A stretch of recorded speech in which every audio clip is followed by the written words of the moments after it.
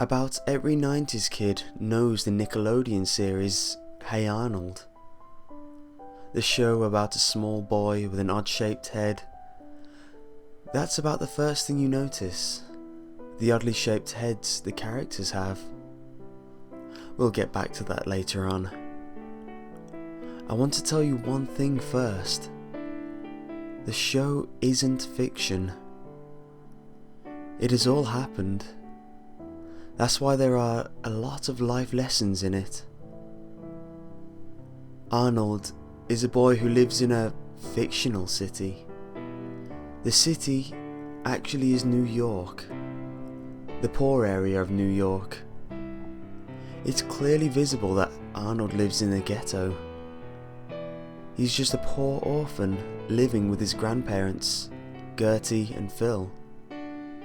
Well, he believes he's an orphan.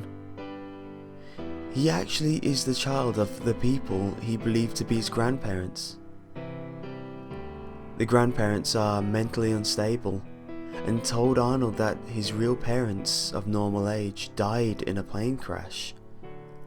That's not true at all. Because Gertie and Phil were old when they made Arnold, he was born with a few conditions.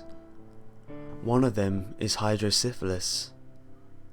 That is the reason his head is such an odd shape. There is one type of hydrocephalus, the one Arnold suffers from, that's called Arnold-Chiari syndrome. That's the reason why the creators decided to call the boy Arnold. Gertie and Phil themselves are mentally unstable. This is because of their age.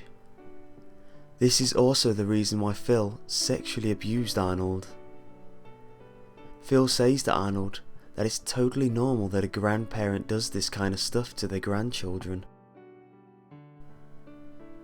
Arnold is being bullied for his oddly shaped head. This is where another condition Arnold has comes in. Because of Gertie and Phil's old age, Arnold suffers from several psychological conditions. This makes him see things that aren't there. Because he's bullied a lot, he escapes to an imaginary world with imaginary friends. That's the reason the other characters have weird shaped heads too. It makes him feel like he's normal, and no one can pick on him because of his head. This is also the reason why Arnold believes his parents are his grandparents, and that his real parents died in a plane crash. His condition makes him believe that it is reality. The reality behind the series is way worse. It is reality. It tells the story of a poor boy living in New York. It's all based on facts. When the creator got lost in New York, he accidentally got into the ghetto. It was really late, so he decided to stay at a hotel. Then, he came across a 9-year-old boy, the child of two people who were clearly too old to have children. He saw that the boy was mentally unstable, and he believed in all the things he made up. The creator decided to talk to the boy. He felt sorry for the boy when he discovered the boy only had imaginary friends and would die if he didn't get medical care quickly. He felt like he needed to do something, so he asked the boy if he could tell his story, and then he'd made sure the boy's life would become better.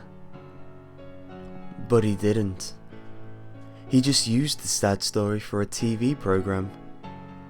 He took advantage of it. All the Misery was so successful as a children's program. He became rich and didn't care about the poor boy suffering. He did not tell anyone about the way he came up with the idea for the series. He knew that if the truth would come out, it would be all done for him. No one would support a program created by someone who became rich over the misery of someone else. The secret was kept for so many years, but when it all came out to one of the important people from Nickelodeon, the show immediately got cancelled.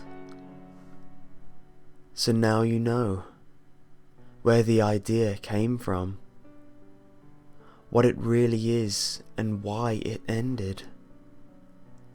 The boy probably is dead by now. We can't help him anymore.